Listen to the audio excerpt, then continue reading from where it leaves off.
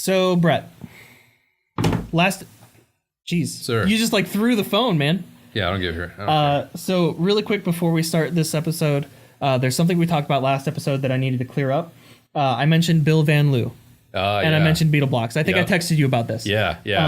We talked about it a little bit. Yep, I sent him an email after we recorded that show to let him know that we gave him a shout out on the show, and he responded to me. I'm going to go ahead and read a section of it so that his viewpoints can be shown. Yeah. Not just from my translation of it. He responded, basically, blah, blah, blah, paraphrasing here. He shares our enthusiasm for the possibilities that Beetle Blocks opens up.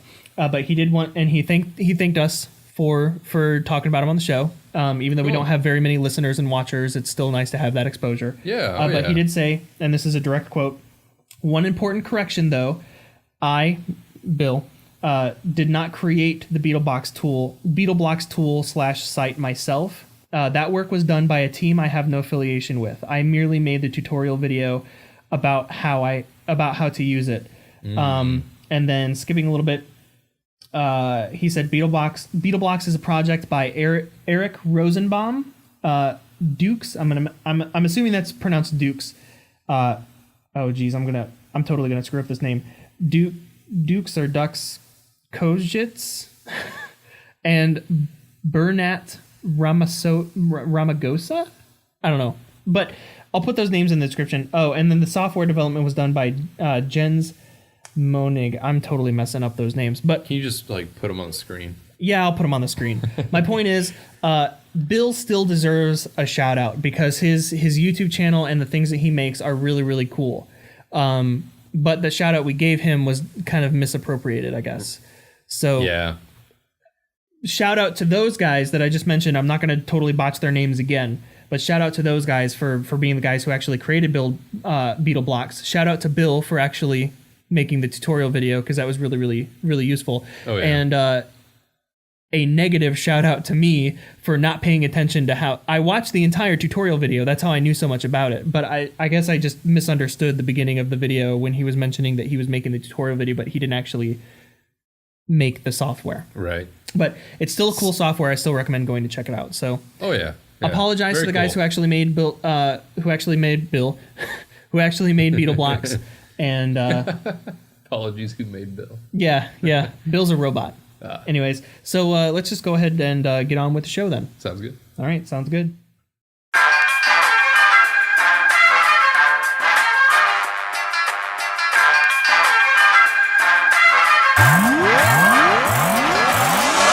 Hello, everybody, and thanks for tuning in to the World Through Electrospecs podcast. I'm Caleb. And I'm Brett.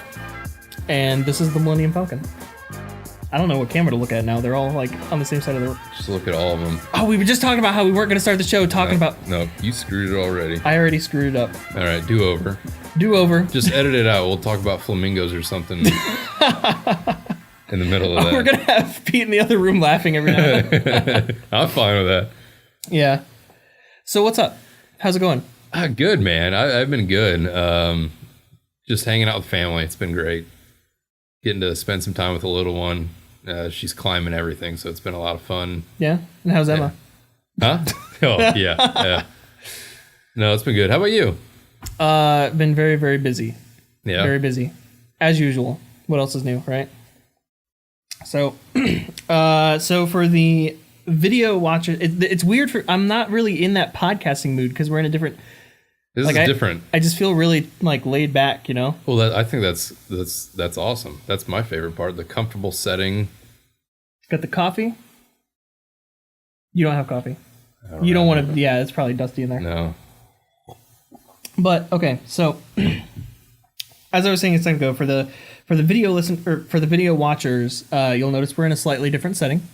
We're actually in the same studio we have been in before, but we're in a different area of the studio. We decided, well, why not mix it up a little bit, go out into like the main common area, like the lounge, because it's a lot more comfy out here. It's a little bit more of like a podcast set. Had to kick the receptionist out. Yeah, yep. Had to kick the receptionist out. Yeah. We got Janine Melnitz out here. Janine. Yeah. Those cookies she made last week. Tell you what. Yep. So... But no, we just thought we'd try something a little bit different. I'm liking this though. Yeah. I'm liking it. Yeah. Pretty good. Yep. I feel so weird. I feel like we're not in that podcasting. I think that's kind of the point you want to reach for, though. I guess so, yeah. Kind of, well, let's just have a conversation and not hitting, there's no bullet point topics that we got to try to smash through. Well, and we can just sit here and talk because my wife was just telling me beforehand, she goes, I understand you need to leave a little bit early to get to the podcast because when you and Caleb get to talking, you'll talk for 3 hours on what should be a 15-minute subject. Well, we try not to do that. We did that last episode, was way too long, but... Well, honestly, we were sitting there for like 3 hours just talking. Could have hit record and just pulled out. Well, there was like an hour and a half to 2 hour gap between the last the second session of the last section of the main podcast, and when that stopped, there was like an hour and a half to 2 hours before we actually recorded the post show for the Patreon supporters. So like. There was a huge time difference. We didn't know what we were doing. I like that. Oh, I don't know how we're going to do that new game. We can do it. We can do it. Yeah, we'll figure it out. I'm like that weird podcast guy with the laptop. We'll figure that out after this. Okay, so what do you want to talk about? Anything, man. I thought you're supposed to have topics. No, I do have topics. Don't you have topics? I have topics. Yeah. Okay. So what do we want to do first? Do we want to do nerdy stuff first? Or do we want to do like the weird kind of like not mental? Let's go with my first one because it's a very hot topic right now. We're going to talk about... It's a shutter. It's okay. No, one of the cameras just turned off. No. I recognize that sound. One of the cameras just turned off.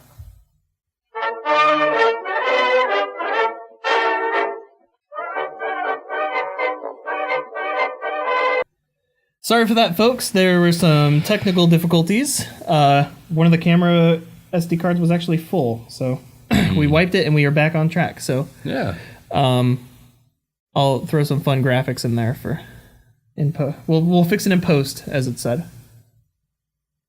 What are you looking at me I'm like not that with for? The lingo. I don't know the lingo. Oh, okay. It's a George Lucas thing, fixing it in post. So he did everything. So what were we talking about before the camera cut out? We were jumping into the topics, and I was kind of explaining the topic idea. Excuse me, don't mansplain to me, please. Oh. My apologies. I like how you crossed your legs and tucked your hands in your crotch. Tail between the legs. No, I was just explaining my topic idea because it's so relevant in today specifically. I kind of grabbed it because it had a lot. My in-laws were talking about the whole President Trump tweeting about the NFL players kneeling. Did you hear about this? I didn't hear about it. I don't keep up with that stuff. Well, he put out this big comment. I think was it yesterday? I don't remember. It was either yesterday or this morning about how NFL players need to be fired for not standing during the national anthem. Okay. And there's a big revolt. Some players are like, yeah, that's awesome. Let's do that. Then others are just like, putting it to the man, screw you. This is a cultural difference. I have my right to kneel and I have my right to stand if I want. And everyone has their own opinion about it. And of course up here, and I think kind of our environment where we live at, a lot of people are, oh, that's just wrong. Those guys need to be fired. They need to be thrown out, cut their pay, do whatever. That's just people's opinions. And I think in the long run, I guess I never gave my opinion. I've just been listening to it. Mm-hmm. And so it's been very interesting to hear everyone's thoughts. And I was curious about what your thoughts were on that. I don't really have any because this is the first I've heard of this entirely. So it's just everyone's got to be into everyone's business, and it seems like it. Just like mind your own. If you want to stand during the national anthem at an NFL event, go for it. If you want to kneel, go for it. And I think a lot of people are this is for our country's rights. People fought and died for that. They didn't fight and die for people to stand there during the national anthem. They fought for people to have the choice to stand during the national anthem. The whole idea of freedom in this country, I think, is is kind of gone away. There's certain standards that it seems like everyone has to be following. That's not the idea of what the United States was about. Everyone's got a choice, and they can do whatever the heck they want. I guess that's my 2 cents on it. This is finally my chance to kind of give my opinion on it. Right. And having a military background now, having everyone saying, oh, they need to do this. I gave up a lot of rights when I joined the military. So that way, like, my family could have rights. And one of those rights being the right to choose. So everyone saying, giving their own opinion on what should be this way, it's black and white. The U.S. is one big gray area. There is no black and white.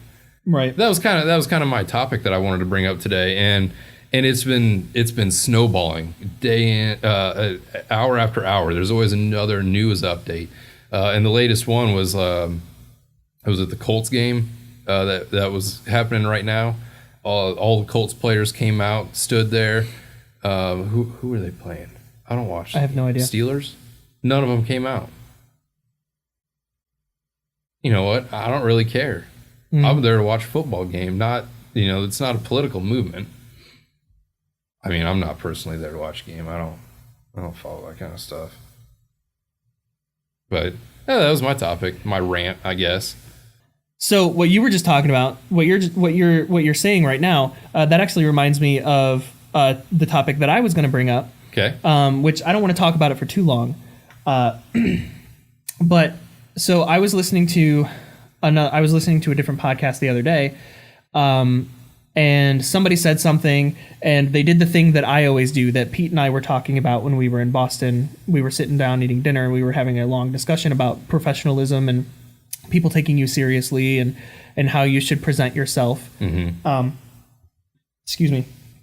Coffee. And this person on this podcast, they did the thing that I always do, where I preface what I'm about to say with, now, I might not know, I don't know everything, and I probably don't know what I'm talking about here, but, comma, ... whatever, semicolon, whatever, Right, yeah. But here's how I feel about this situation.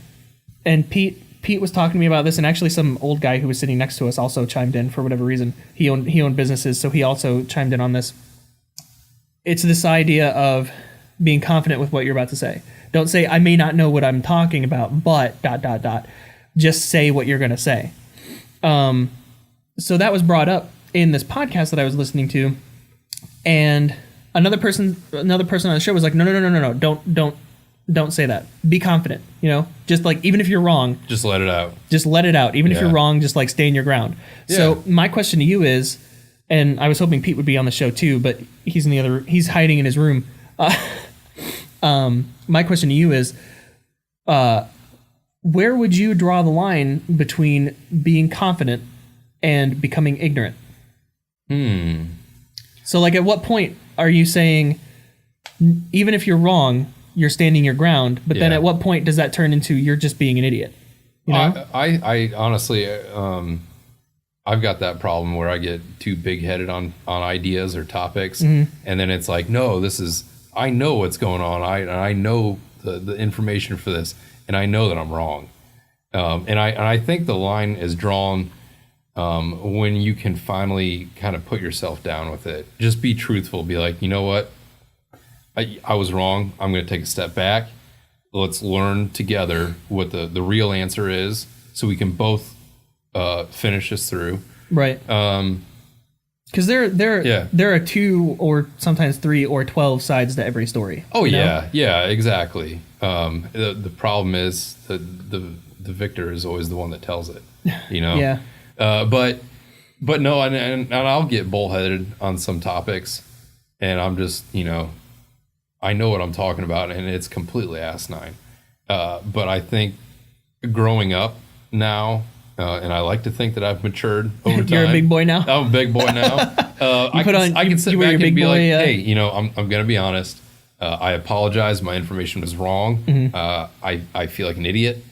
But, explain it to me in your terms, or let's look up the information together so we can both come out of this on top, rather than, no, I'm better than you because I know this. And I've never wanted to feel that way, but I think the line is just kind of drawn when you can finally sit back and tell yourself, it's okay to be wrong. Right. It's okay to say that you don't know. And I know that. That's why, like, I always try to almost take care of that before I talk about something. Mm-hmm. Like, I know I'm probably wrong here, but insert comment here.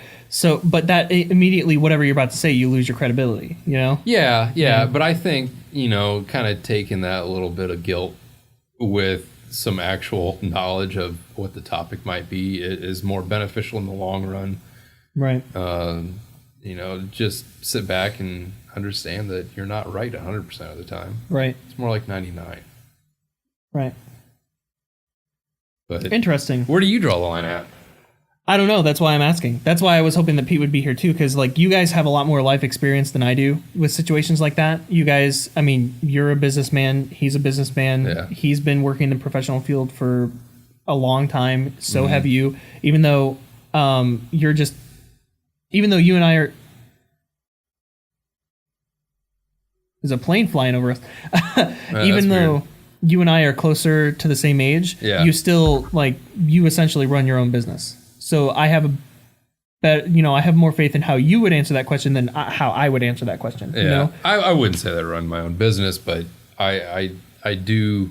You have more of you have a business degree, Yeah. You have more of an understanding of how to handle yourself professionally in certain situations when you're trying to sell something to a client or when you're trying to sell an idea to somebody, Right. Yeah. So, but I think just a lack of confidence over the years has just gotten me into this mindset and gotten me into this point of view, or not this point of view, but just this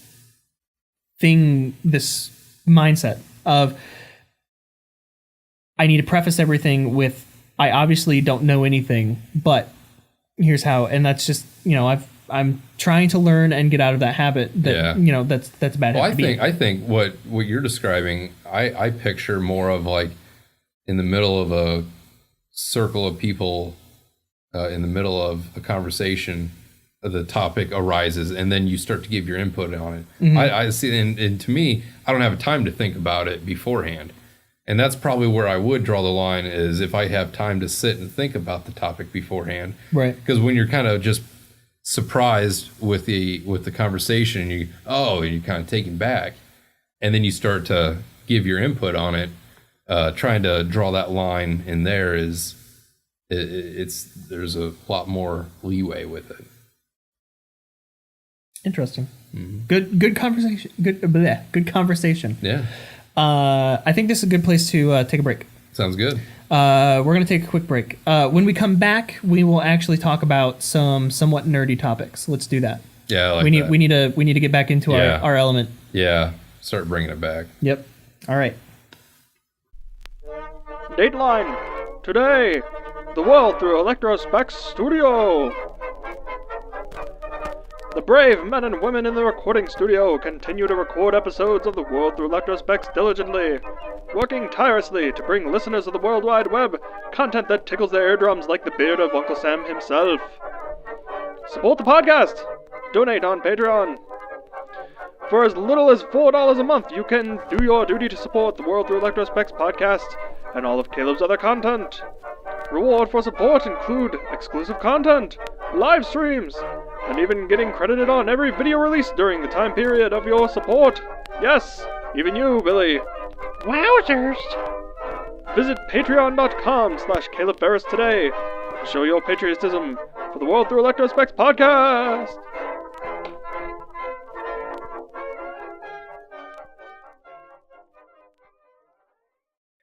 And we're back.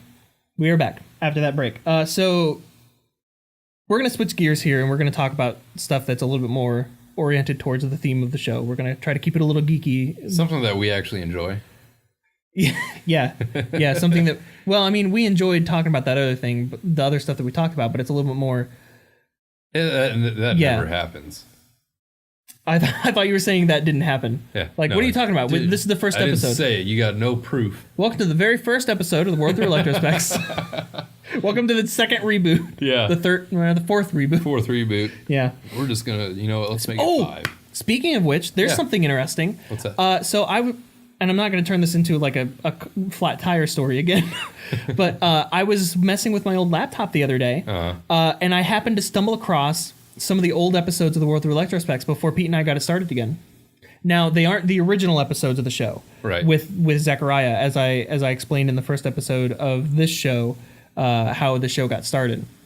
But I do have all of the episodes from when I have 30 episodes from when I recorded. Were they video as well? With Tim. They were just audio. Just audio. Yeah, so if we ever can't... Yeah, we'll talk about that. But basically, I ran across those. Those were really cool. They were a blast from the past. I might need to... If I ever publish them, I might need to make sure that the intro music isn't actually audible, because that was before I was making sure things were royalty-free. Yeah. But, so I did stumble across that. So, I don't know. Did you have any ideas for topics, or did we just want to roll with a couple that I had? Just roll with what you got. Okay. So, I went to go see yesterday, by myself, like a total weirdo adult nerd. I went to go see the Lego Ninjago movie. Okay. I didn't actually go with anybody. I was alone, which was weird. It was kind of weird. Sit in the corner of the theater? No, I didn't sit in the corner of the theater, but I got a seat right in the middle because I ordered my tickets as soon as they went on sale. My ticket. Oh, that's right. You pick out your seats pick your seat. now. Yep. Yeah. And I don't know if it's ironic or a good thing or a bad thing. I don't really know, but apparently nobody else bought the seats to the right and the left. Totally packed theater, but I was that dude who walked in alone. You bought 3 tickets, didn't you? I did not deliberately buy 3 tickets, but it looked like it. It definitely. As soon as I sat down, I'm like, it looks like I bought 3 tickets to stay away from people. This is so awkward because nobody else bought the seats to the right. There was a huge family to the left. The entire row of seats was completely full. The only empty seats in that entire row were to the right and to the left of me. So nice. Yeah, it's super comfortable. I don't have to share an armrest with somebody, but it was kind of awkward. It was like, there's a bunch of families here, and this one dude walks in on his own. So I went to go see that. I absolutely loved that movie. Yeah. I am positively loving these Lego movies that they're releasing. I walked in there knowing absolutely nothing about Lego Ninjago. I know that it's an individual line that they have. It's a theme that they have in their Lego sets. But I didn't know anything about it. I think they have like a TV show or like a web series or something based on the characters. But I didn't care too much about it. See, I didn't realize that they were the I guess the standard Lego characters Ninjago, the series. I always thought it was the bigger, I don't know, like the one's got a flame sword. The next guy, he's fire. The next guy's blue. Have you seen any of the show? Because I haven't seen. Oh, no, you know more right now than I knew walking into the theater. Oh, really? Yeah, I knew nothing about it. I watched some video reviews of some of the sets that were released, as I tend to do. But I didn't know anything about the series or the characters or anything. But basically what it ended up being, it was kind of like, are you familiar? Well, you probably are familiar. Are you familiar with Thunderbirds? Thunderbirds? The planes? No. Like the show, the series. No. Are you serious? Yeah. Am I calling it the wrong name? Thunderbirds? Whereas like these people, it was like this team of guys, and they had like one girl because it's an older show, and each character like had like a color that kind of like they represented, and each one of them had a different kind of like spaceship jet type thing that they would fly. Like one of them had a big oval green one. Are you serious? No. Pete, do you know what I'm talking about? No. You don't know what I'm talking about? What the Thunderbirds? heck? No, I said there was a movie that came out in like I think the early 2000s that had Vanessa Hudgens in it when she first started her career. Okay. Yeah, wow, that's amazing. I thought you were going on about Thundercats for a while. No, I'm talking about Thunderbirds. No, I have never even heard of it. Well, anyways, for the listeners out there who actually know what Thunderbirds is, basically the Lego Ninjago kind of story, I guess. It ends up being kind of like Thunderbirds meets Avatar: The Last Airbender meets Lego meets Legends of Korra, I guess. It's hard. So each character is like a color. So there's like green ninja, blue ninja, red ninja, Ninja whatever. Turtles. kind of, yeah, but there's like 5 or 6 of them instead of just 4. Okay. And each one of them has like a giant robot mech that they drive that's following along with their. How is this not Power Rangers? It seems Power Rangers-y, doesn't it? Yeah. But the mechs don't combine. Okay. So that. Yeah. What losers? Yeah, what Their mechs losers? don't make a big mech. But each character also has that Avatar: The Last Airbender thing going on too. So each character, the color coordinates with the element that they have the power to create. So one of them is essentially a firebender, the other one's essentially a waterbender, that kind of stuff. And like, so like the water character, her colors are blue, and she can create. She can essentially water. But I don't know what to call it other than bending, like an avatar. But she can essentially water bend, manipulating elements. And her giant mech is like one of those big, like pond spider things with the big, like the giant legs that can glide across the top of the water. It's not even like a really aquatic animal, though. It's not. It'd but be I like mean, a walking dolphin. It's an animal. Well, it's an insect, but it's kind of like it's a theme that works both on land and on water, so it kind of makes sense. But and then another one is like a dragon, but the main character was voiced by Dave Franco, the little Franco. Oh, okay. Younger brother. Yep, the one that, ironically enough, when voice acting sounds a lot like I forget the guy's name, but the guy who did the voice of Zuko in Avatar: The Last Airbender. So there's another weird connection with Avatar. You never watched Avatar: The Last Airbender? No, I heard a lot of my such a good series. A lot of my friends were into the anime, and then they went and saw. They were into movie. the animes, the hentais. Yeah, the hentais. They're like, check this out. Yeah. This one's got tentacles. but no, they said once they saw the show, like the live action show, they're like, stay away, don't even get into it. So, quick money trail. That live action movie, it was directed by M. Night Shyamalan. So it had a little bit of a weird vibe to it for a show that was based off of a cartoon that was really lighthearted.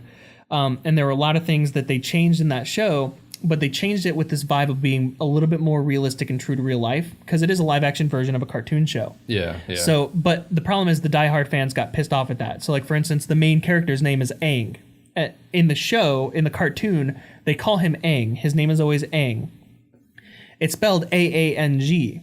In the movie, they changed the pronunciation to Ong, and everybody got pissed off at that because they're like, no, his name is Aang, it's not Ong. Yeah. But in that culture that they're basing the show off of, if you have 2 A's in a name like that, it would be pronounced Ong in real life. So they changed. It's just not the cultural pronunciation. The cultural pronunciation would be more like Ong, but in the cartoon show, they named him Aang, and everybody who was diehard. So they changed things in the movie that made everybody mad at the movie. Right. But they were changes that I felt were actually understandable. Mm-hmm. And it's definitely one of those things where, kind of like the Transformers movie, where you have to be a diehard fan, and even if you're a diehard fan, you have to walk into it with an open mind. And if you're not expecting it to be a shot-for-shot remake of the cartoon, you're expecting them to make changes, and you're expecting certain characters to do just different things, kind of like the relation between the Game of Thrones books now and the Game of Thrones show now. Right. I haven't watched any of it, but I know that they're starting to split off a little bit, and certain characters are dying or staying alive at different rates. They did that back at the end of season 2. If you are a diehard fan of Avatar: The Last Airbender, the cartoon, and then you watch the movie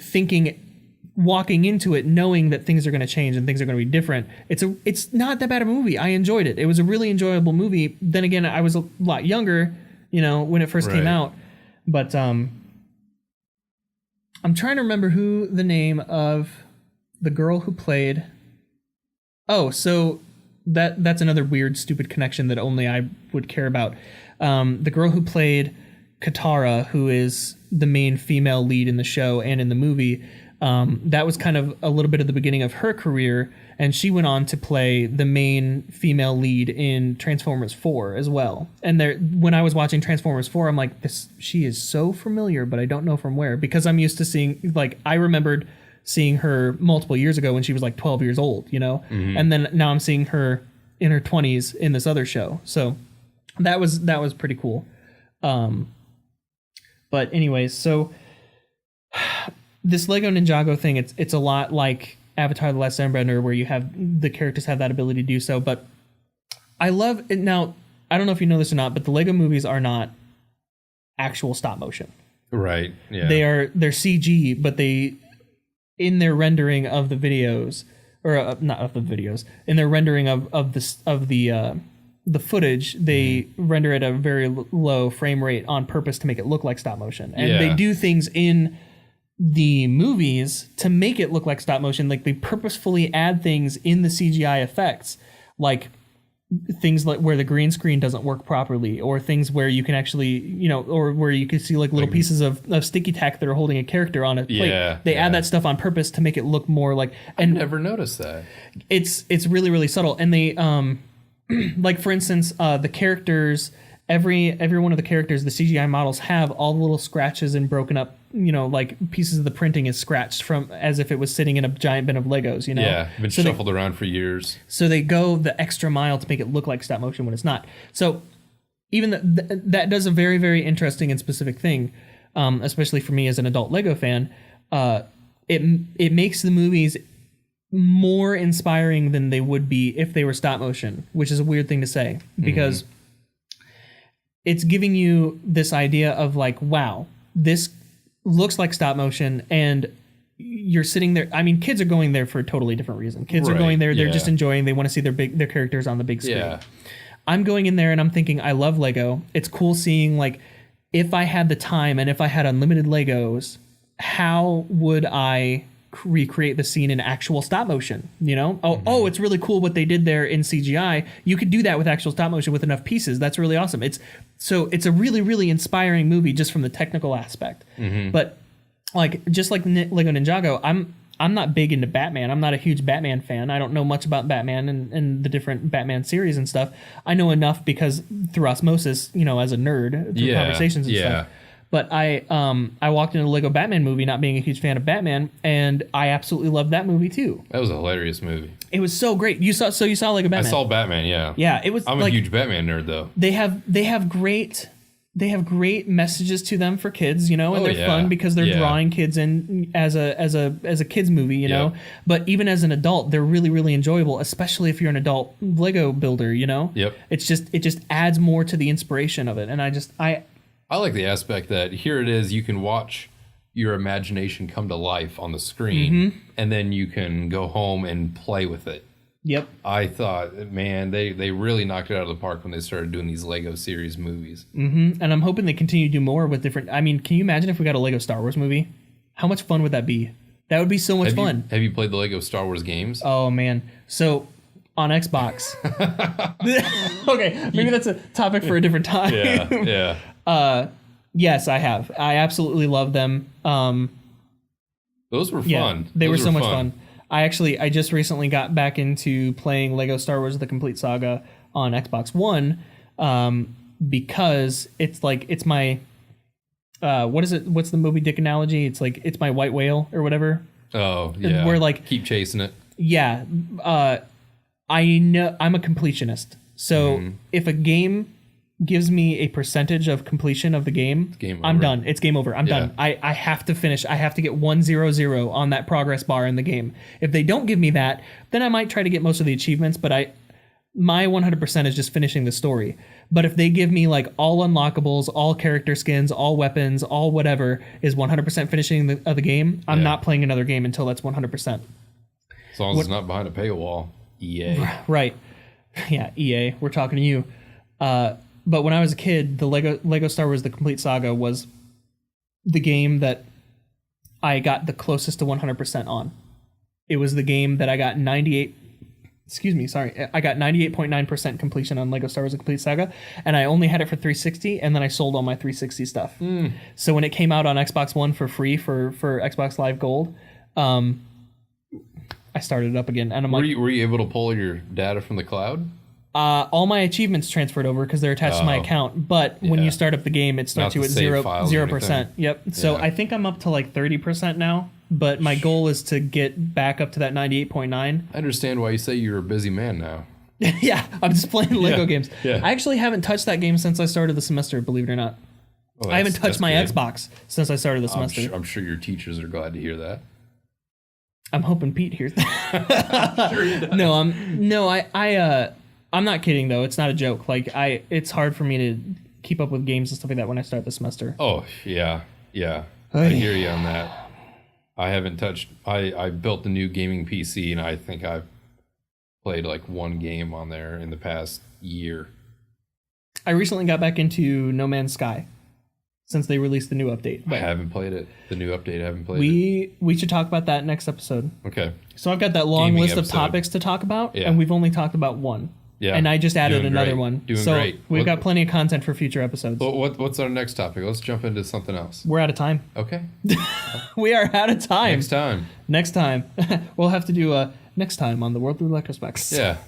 Just talk Next about episode you start gaming with- and how we don't game anymore. Previously on the World Through Electrospecs. Yeah. And the super dramatic intro.